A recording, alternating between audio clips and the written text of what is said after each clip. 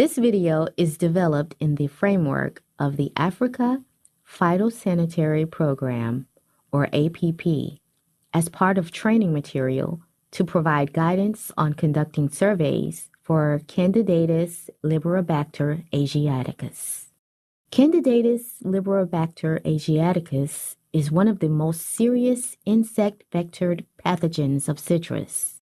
Once a tree is infected, there is no cure. This video will show you how to look for the bacterium in citrus trees and how to collect a plant tissue sample for molecular diagnostic identification. This video supplements the complete survey guidance provided by the International Plant Protection Convention and the United States Department of Agriculture, or USDA. Let's get started. This bacterium is a serious threat to all citrus species, cultivars, and hybrids, and some relatives.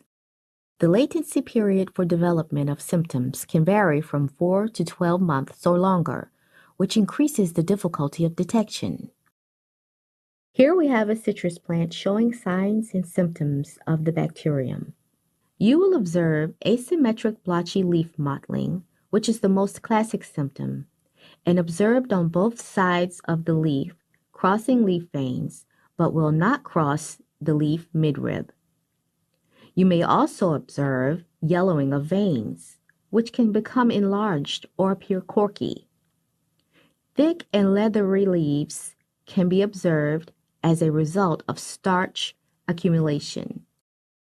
There are many other symptoms you may observe as the disease progresses, such as yellowing of leaves and leaves that are small and sparse.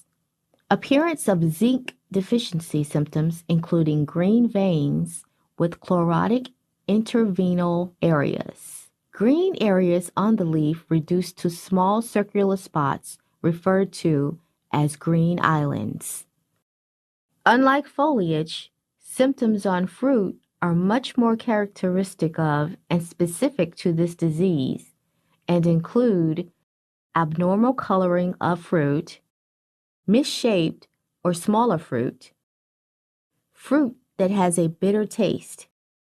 In contrast, fruit with similar symptoms caused by other citrus diseases is generally sweeter than normal. When inspecting host trees, examine newer foliage and branches on larger trees. Older foliage is frequently damaged by other pathogens and may make it difficult to see symptoms. You may also notice look-alike signs and symptoms that can be easily mistaken for the bacterium. These can include citrus stubborn disease, Spiroplasma citri, citrus tristeza clustervirus, or CTV, Phytophthora infection, citrus blight, and certain nutrient deficiencies such as zinc, iron, and manganese. Because distribution of the bacterium within the plant can be uneven, it is important to section each tree into quadrants and take some leaves from each quadrant. Collect leaves with midribs that are attached to stems. Stems should be 6 to 8 inches long with approximately 15 leaves and petioles attached per symptomatic tree.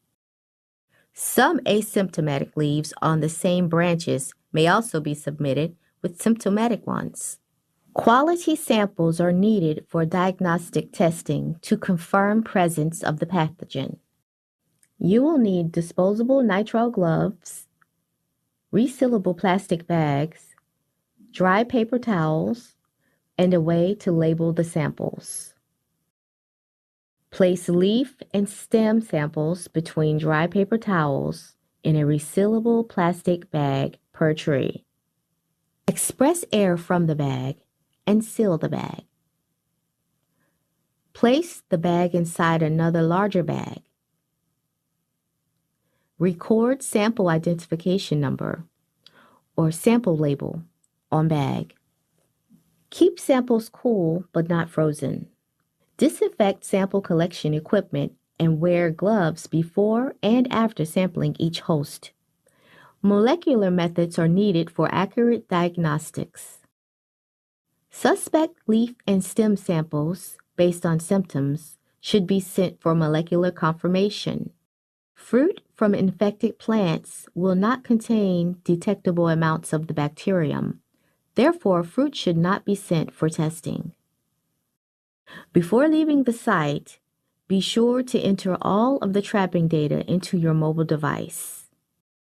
For step-by-step instructions to enter survey data, please refer to the video titled Mobile Data Collection Workflow, available on the APP landing page under Training. Thank you for taking the time to view this instructional video.